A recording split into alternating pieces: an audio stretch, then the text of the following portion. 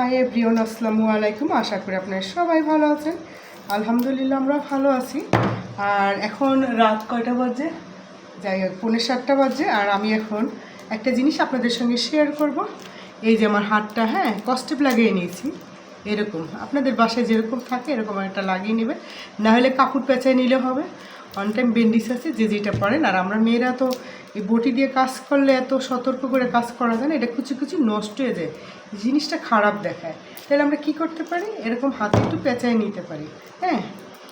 এলো কথা। আর আমি এই সবজিটা করতেছি কালকে সকালে, মানে আমার হাজব্যান্ড সকালে তার ডিউটি আছে, তাইলে আমি রাতে যদি করে রাখি তাহলে আমার সুবিধা হয়।